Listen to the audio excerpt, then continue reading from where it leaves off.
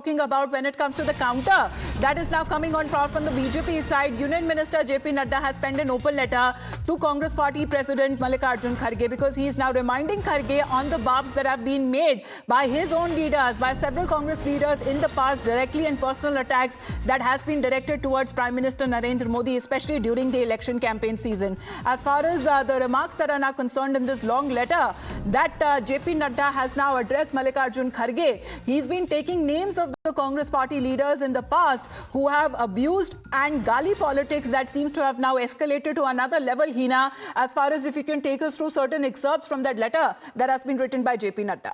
Well, that's right. Remember, Mallikarjun Kharge, the Congress president, had written to Prime Minister Narendra Modi after the kind of comments we saw coming in for Rahul Gandhi. Now a response has gone from Union Minister JP Nadda, and this is the letter that he has written to Mallikarjun Kharge, Congress president. Let me just take you through the key points here.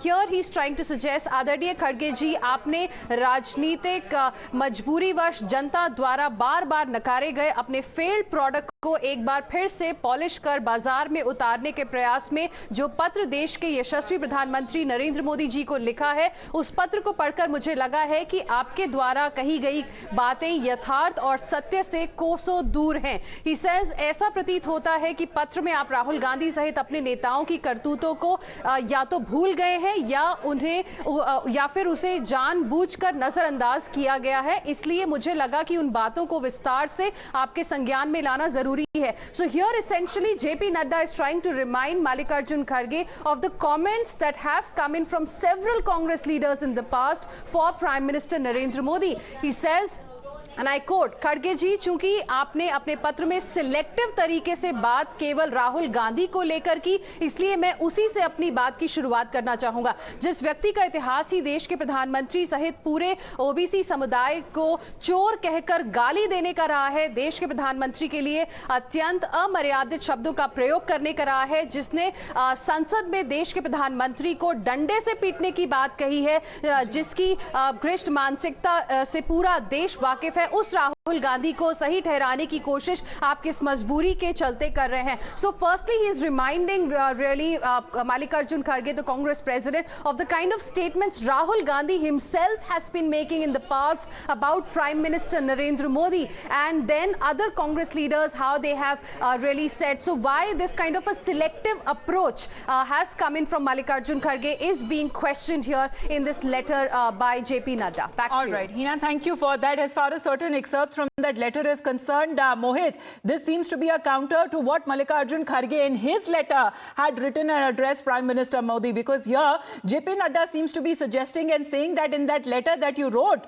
to Prime Minister Modi, either you've forgotten the misdeeds of your leader, including Rahul Gandhi, or have deliberately ignored them.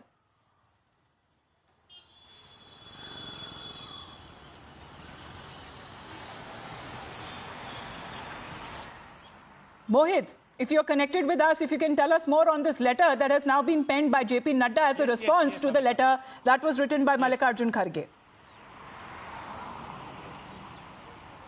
Well, yes, Amita. In fact, Mallikarjun Kharge wrote letter to Prime Minister Narendra Modi, and we saw that how the statement have come in from various BJP leaders and the leaders from the NDA. Now, Mallikarjun Kharge in that letter, particular letter said that the party leaders should be disciplined. They should not make such a volatile statement, and also this could be very dangerous for the future. And he expressed his disappointment over the statement that have been made by various BJP leaders and the leaders of the NDA. Now, we see a counter coming in from JP Nadda, as we were discussing. JP Nadda.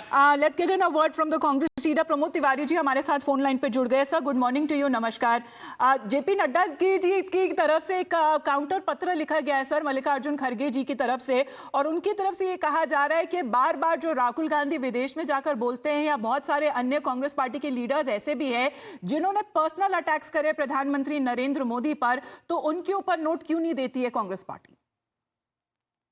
मेरे समझ में नहीं आ रहा है कि नड्डा साहब कब से पीए हो गए प्राइम मिनिस्टर के।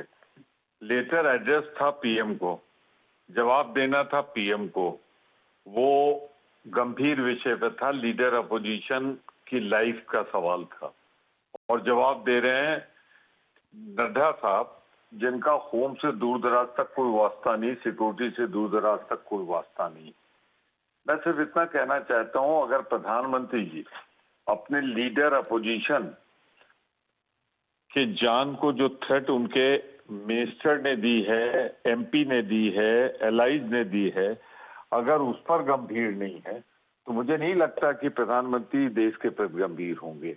दूसरी बात मैं बहुत साफ कह दूं, प्राइम मिनिस्टर की आलोचना करना एक चीज है, जान से मारने की धमकी देना दूसरी चीज है। तीसरी चीज, भाजपा की आलोचना करना, प्राइम मिनिस्टर की आलोचना करना देश की आलोचना नहीं है। तो प्राइम मिनिस्टर और देश की आलोचना करने का अधिकार हमें है और हम वो कर रहे हैं और करते रहेंगे। जी, क्योंकि यहाँ पर हाईलाइट किया है जेपी नड्डा ने अपने चिट्ठी में, जहां तक अगर मौत का सौदागर का जिस तरीके से इस्तेमाल किया गया था, पर्सनल अटैक्स, जो खुद प्रधानमंत्री जी खुद कहते हैं कि जब इलेक्शन सीजन आता है तो बार बार उनकी तरफ जिस तरह से आलोचना की जाती है वो पर्सनल लेवल तक चली जाती है। मैं दूसरी बात कह रहा हूं, कब प्राइम मिनिस्टर के लिए किस कांग्रेस के आदमी ने कहा कि तुम्हारा हश्र वही होगा जो हश्र इंदिरा गांधी का हुआ था? कब प्राइम मिनिस्टर के लिए ये कहा तुम्हारी जीप काट के जो लाएगा उसे 11 लाख का इनाम देंगे? कब प्राइम मिनिस्टर को टेररिस्ट कहा गया? इसका कोई उदाहरण हो तो बताएं। सर, यही तो पॉलिटिकल डिस्कोर्स है जो आखिरकार चलता ही रहता है। जहां तक अगर हमने देखा है कि when it comes to the political leaders, especially when it comes to personal attacks, एक नई लेवल की पॉलिटिक्स है जो हमें अभी फिलहाल देखने को मिल रही है। धन्यवाद आपका Pramod Tiwari ji for joining us here on the broadcast. Of course, when this letter that seems to be a response that is now coming across to what Mallikarjun Kharge had written to Prime Minister Narendra Modi. Let's in the meantime talk about Priyanka Gandhi Vadra here, who also has now taken an aim at the Modi Sarkar, calling the comments of the NDA leaders as ideological and verbal violence against the leader of the opposition in the Lok Sabha. Priyanka Gandhi Vadra is saying that such comments are pre-planned and have support from the BJP and the RSS. Even when it comes to Congress President Mallikarjun Kharge, as we've been talking about, him writing a letter directly to Prime Minister Narendra Modi, raising these comments that have been made by the BJP leaders and their allies as serious and concerning. उचित आचरण निर्देश के अलावा मैं चाहूंगा कि उनके ऊपर सख्त से सख्त कार्रवाई हो और ऐसे लोगों को पार्टी के बाहर निकाला जाए।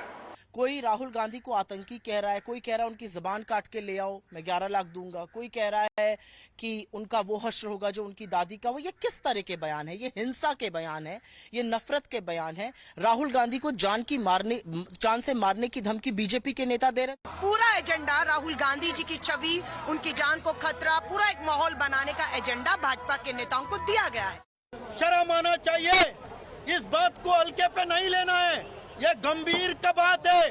राहुल गांधी जी एक अपोजिशन लीडर को, उनके परिवार में 2-2 लोग इस देश के लिए शहीद हुए, शहादत हुए, इनको क्या पता है उनके बारे में? That is the counter coming on part of the Congress side with an FIR or a complaint that has also been registered against Ravneet Singh Bittu. Let's shift